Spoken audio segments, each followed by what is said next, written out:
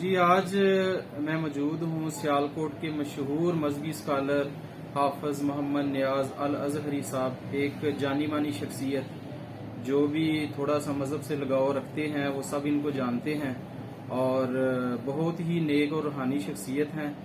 آج میرے یہاں آنے کا مقصد یہ تھا کہ جب میں نے میاں اجمل صاحب سے پہلی دفعہ قبرستان میں مٹی ڈالنے کی وجہ پوچھی اور میں ان سے اب یہ وضاحت لینے گیا کہ کیا پرانی قبریں نیچے رہ جائیں گی، وہ اوپر بنیں گی یا نہیں بنیں گی، وہ ویڈیو آپ فیس بک پہ دیکھ سکتے ہیں۔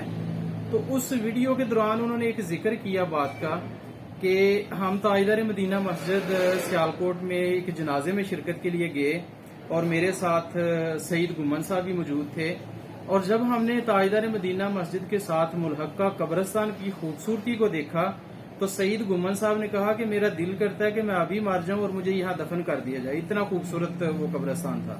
پھر وہ میاں اجمل صاحب نے بھی یہی والے الفاظ دہرائے کہ میرا بھی ایسے ہی دل چاہا اس قبرستان کی خوبصورتی کو دیکھ کے کہ میں ابھی مر جاؤں اور مجھے یہاں پہ دفن کر دیا جائے، یعنی اتنا خوبصورت وہ قبرستان تھا۔ ان کی یہ بیان کو سن کے میرے دل کے اندر یہ چاہت ہوئی کہ میں اس قبرستان کا وزٹ کروں، جا کے دیکھوں، اور میں نے واقعی اس کو دیکھا ہے اور اس کی ویڈیو بھی بنائی ہے ساری، وہ بھی آپ کو دکھائیں گے۔ اور واقعی ماشاءاللہ الحمدللہ یہ سیالکوٹ کا خوبصورت ترین قبرستان ہے۔ ہر قبر کے سرہانے گلاب کے پھولوں کا پودا لگا ہوا ہے۔ لیکن اب میں موجود ہوں حافظ صاحب کی خدمت میں اور ان سے گزارش کرتے ہیں کہ ہمیں بتائیں کہ ان کے ذہن میں یہ آئیڈیا کیسے آیا، یا وہ کیا حالات تھے جس کی وجہ سے ان کو قبرستان میں مٹی ڈال کے قبرستان کی سطح بلند کرنی پڑی اور اس کے بعد اتنا خوبصورت یہ قبرستان بن گیا۔ جی حافظ صاحب۔ بسم اللہ الرحمن الرحیم۔ جناب سعید صاحب انہوں نے بڑی محبت کا اظہار کیا کہ آج میرے پاس تشریف لائے ہیں۔ اللہ تعالیٰ ان کو اس نیک کام کی جزائے خیر عطا فرمائے۔ قبرستان تاجدار مدینہ جیسا کہ یہ بیان فرما رہے ہیں، اس کو خوبصورت بنانے کے لیے ایک آدمی کا کام نہیں، یہ ایک پوری ٹیم ہے جو ساری مل کے یہ سارا ورک کرتی ہے۔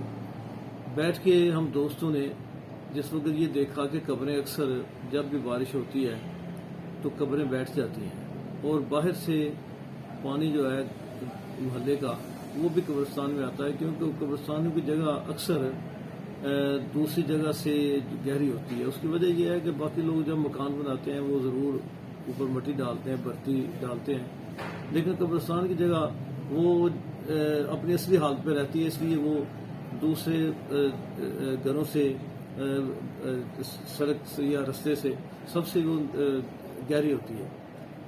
پانی قبرستان میں آتا تھا تو بیٹھ کے یہ مشورہ کیا کہ اس قبرستان کو کیسے خوبصورت بنائے۔ اس کے لیے چند ایک چیزیں ہم نے جو اپنے سامنے رکھی۔ ایک تو یہ ذہن میں یہ بات رکھی کہ جو بڑے درخت ہیں جیسے بڑ کا درخت ہے، شتوت وغیرہ، یہ کیکر، اسی طرح ٹالی کے درخت ہیں بڑے بڑے، ان کی جڑیں کیونکہ دور تک جاتی ہیں اور بہت ساری 10-12 قبروں کی جگہ اس نے گھیری ہوتی ہے، اس کے نیچے کوئی چھوٹا پودا پھولدار لگائیں وہ بھی نہیں ہوتا۔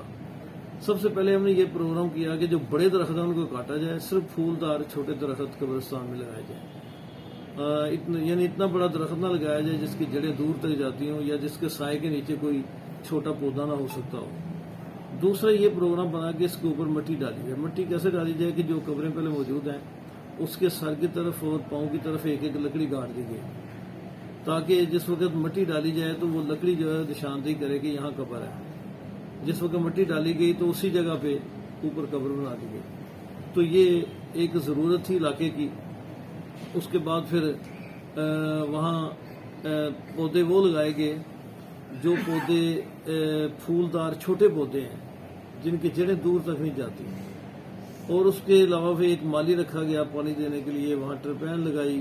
تو یہ سارے سلسلے، کیونکہ اگر پودے لگائے جائیں چھوٹے انہیں پانی کی ضرورت اشد ضرورت ہوتی ہے اور اس کے لیے نگرانی کی اور اس کی کیئر کرنے کی پوری ضرورت ہوتی ہے تاکہ اس کو روزانہ پانی ملے۔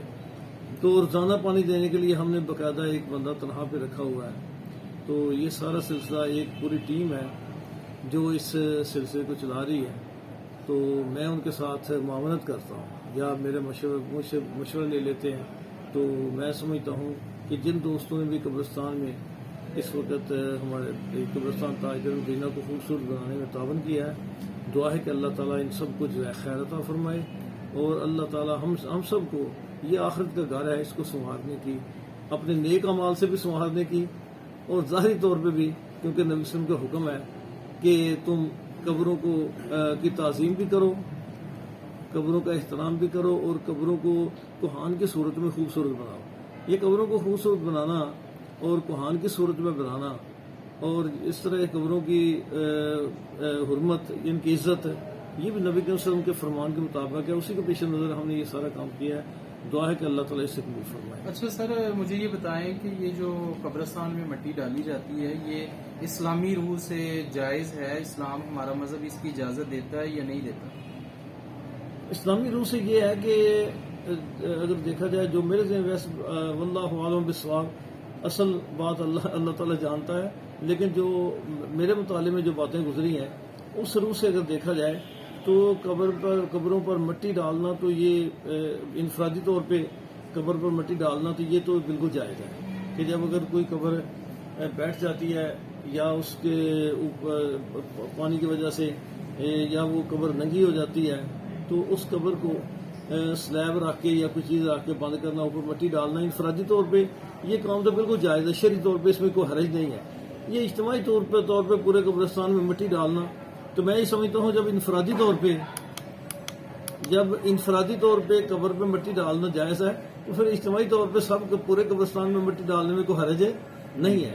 اگر اس میں کوئی قباحت ہوتی تو پھر انفرادی طور پہ بھی قبروں پر مٹی ڈالنے کے، حضور صلی اللہ علیہ وسلم کا یہ فرمان قبروں کو کوہان کی صورت میں بناؤ، تو یہ پھر انفرادی طور پر بھی یہ جائز نہ ہوتا. اگر انفرادی طور پہ جائز ہے، پھر اجتماعی طور پہ بھی پورے قبرستان میں مٹی ڈالنے میں میرے خیال میں، جو میرے مطالعے میں گزرا ہے، باقی سب اللہ اس کے رسول جانتے ہیں، تو میں یہ سمجھتا ہوں کہ یہ بالکل جائز ہے. اور قرآن و حدیث کے حوالے سے جو ہمیں حوالے ملتے ہیں، ان حوالوں سے دیکھا جائے تو اس میں کوئی حرج نہیں ہے، کیونکہ اس میں قبروں کی حرمت ہے.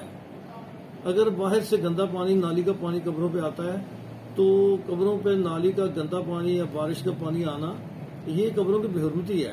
لیکن ان کو اونچا کر کے اوپر اس کو مٹی ڈالنا تاکہ گندے پانی سے محفوظ رہیں، یہ قبروں کی حرمت کے لیے، عزت کے لیے، احترام کے لیے، اس لیے جائز ہے. سر، آپ صرف مٹی بھی ڈال سکتے تھے، لیکن مٹی ڈالنے کے بعد قبرستان کے اندر خوبصورت راستے، کوئی 2 فٹ کا ہے، کوئی 6 فٹ 5 فٹ کا رستہ ہے. اس کی جو خوبصورتی ہے، گلاب کے جو پودے لگے ہوئے ہر قبر کے سرہانے، اور خوشبوئیں آ رہی ہیں قبرستان سے، ایک پرفیوم کی خوشبو ہوتی ہے لیکن یہ پھولوں کی خوشبوئیں تھیں. تو آپ کو یہ آئیڈیا کہاں سے آیا؟ آپ نے کہاں سے یہ چیز پہلے دیکھی کہ آپ نے اپنے قبرستان کو اتنا منظم کر دیا؟ یہ دراصل یہ جو جس وقت اوپر مٹی ڈالی جاتی ہے نا، اس میں کوشش یہ کی کہ اگر کسی کا تھوڑا تھوڑا فرق ہے نا، کوئی 6 انچ کا، 1 فٹ کا، 1.5 فٹ کا، اتنا فرق ہے، وہ فرق ختم کر کے قبروں کو برابر کیا گیا، لائنیں سیدھی کی گئی. جی. تھوڑا معمولی فرق کا کوئی حرج نہیں ہوتا، کیونکہ ساری جگہ قبرستان کی ہے، وہاں ظاہر ہے کہ عام لوگوں کا آنا جانا نہیں ہے. تو اس لیے ہم نے ان قبروں کی کوشش یہ کی جہاں تک ممکن ہے، ممکن حد تک ہم نے کوشش کی قبروں کی لائنیں سیدھی ہوں. جب ان کی لائنیں سیدھی ہوئیں تو اس کے بعد پھر پودے لگائے. پودے لگانے کے بعد یہ اللہ تعالیٰ کی طرف سے ہی کوئی ایسا مدد تھی، اللہ تعالیٰ کا خصوصی ہمارے پر کرم تھا کہ یہ جو قبرستان اتنا خوبصورت ہو گیا، اور کوشش بھی یہی تھی کہ یہ خوبصورت ہو، لیکن اس میں اللہ تعالیٰ کی مدد شامل حال ہے. ویسے کوئی ایسا نمونہ قبرستان کا میرے نظروں سے نہیں گزرا. قبرستان عام ہم نے دیکھے ہیں، اکثر وہاں گھاس بھوس بہت زیادہ ہوتا ہے، درختوں کی کٹائی نہیں ہوتی، بڑے بڑے درخت ہوتے ہیں جو کئی سالوں سے لگے ہوتے ہیں، ان کو کوئی کانٹ چھانٹ نہیں ہوتی. درختوں کی کانٹ چھانٹ قبرستان میں اکثر نہیں ہوتی. تو یہاں جو کہ ہم نے کیا ہے یہ اپنے ذہن کے مطابق کیا ہے، اور اللہ تعالیٰ نے مدد فرمائی. ماشاءاللہ. سر، آپ کی قیمتی ٹائم کا بہت شکریہ، اور مجھے بہت خوشی ہوئی ہے. آپ کئی سالوں سے، گزشتہ کئی دہائیوں سے دین اسلام کی خدمت کر رہے ہیں. کئی سارے ہزاروں شاگرد آپ کے حافظ قرآن ہیں، مختلف علاقوں میں اپنی مذہبی خدمات سر انجام دے رہے ہیں.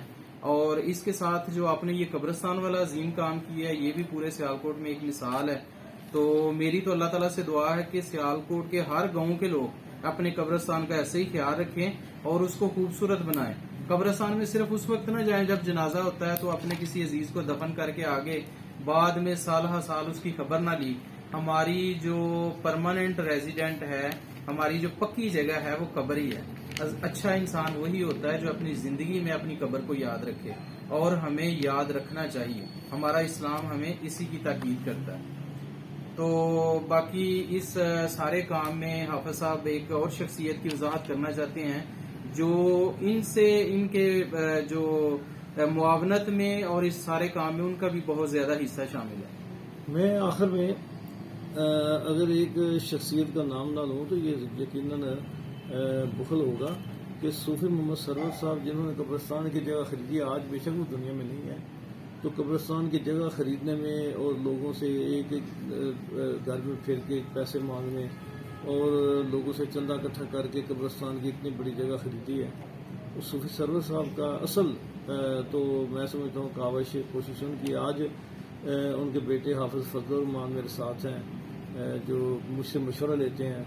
اصل میں اسی طرح ملک ناصر صاحب ہیں، ملک اعجاز صاحب ہیں، بہت سارے ساتھی جتنے باقی ادارے کے سارے مدرسین جو ہیں، یہ تقریباً ایک ٹیم ہے. اللہ تعالیٰ سب کو دعا ہے کہ اللہ تعالیٰ سب کو اس کی جزائے خیر عطا فرمائے. جی ناظرین، آپ نے دیکھا کہ حافظ صاحب نے اینڈ پہ اس شخصیت کا نام لینا ضروری سمجھا جس نے قبرستان کے حوالے سے اپنی خدمات سر انجام دی. اور میں یہ سمجھتا ہوں کہ آج بھی جو لوگ قبرستان کی خدمت کریں گے، قبرستان کے لیے کچھ کر جائیں گے، وہ دنیا سے چلے بھی جائیں گے. جیسے یہ صوفی محمد سرور صاحب مرحوم اب اس دنیا میں نہیں ہے، لیکن ان کا نام زندہ ہے. آج اس ویڈیو میں جو کہ پوری دنیا میں جائے گی اس میں ان کا نام لیا گیا اور ان کے لیے دعائے خیر بھی کی گئی. تو جو انسان بھی اپنی زندگی میں اس طرح کا فلاحی کام کرے گا قبرستان کے حوالے سے یا ایسا کام جس سے عوام کو فائدہ ہوتا ہے تو اس کا نام ہمیشہ زندہ رہتا ہے. اللہ تعالیٰ سے دعا ہے. موت کے حوالے سے دو تین اشعار. جی موت کے حوالے سے حافظ صاحب کو یہ اشعار پڑھنا چاہتے ہیں. آ جائیں سارے ادھر آ جائیں، میرے والی سیٹ پہ ادھر سے.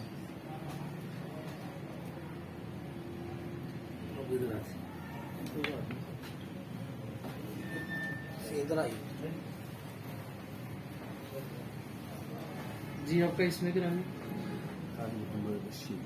قاری صوفی عبد الرشید صاحب.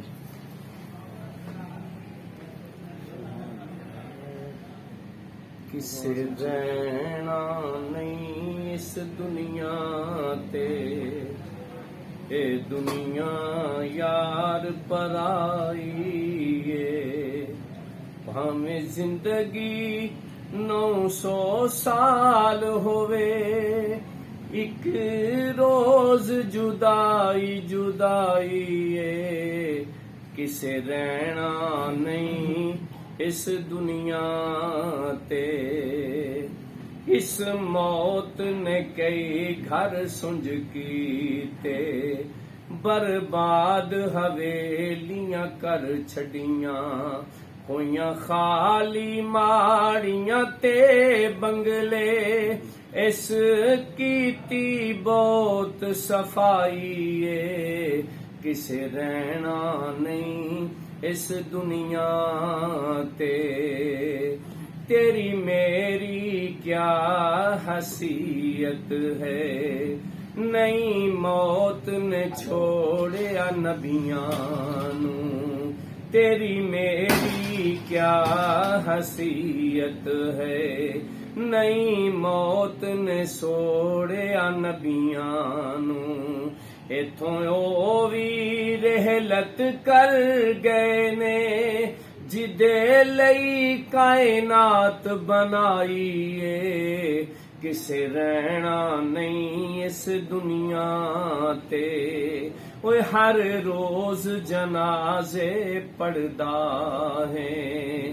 تینو جان والے سمجھاندے نے، ہر روز جنازے پڑھدا ہے. تینو جان والے سمجھاندے نے. اج میں ٹریا کل تو ٹر سے، اج میں ٹریا کل تو ٹر سے. ہر بشر عدم دا راہی ہے، کسے رہنا نہیں اس دنیا تے او بندہ بن تے رب دی بندگی کر ہر حکم خدا تے سیس نوا بندہ بن تے رب دی بندگی کر ہر حکم خدا تے سیس نوا من ہر فرمان محمد دا نارل مر وچ گمراہی ہے کسے رہنا نہیں اس دنیا تے دنیا یار پرائی ہے پاویں زندگی ہزاراں سال ہووے ایک روز جدائی جدائی ہے کسے رہنا نہیں اس دنیا تے جی یہ تھے صوفی عبدالرشید صاحب جنہوں نے موت کے حوالے سے بڑا خوبصورت کلام پڑھا کہ پاویں ہووے ہزاراں سال زندگی ایک دن جدائی ہے جدائی ہے.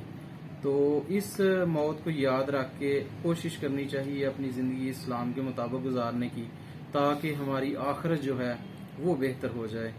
اسی دعا کے ساتھ کہ اللہ تعالی ہمیں عمل کی توفیق عطا فرمائے. جی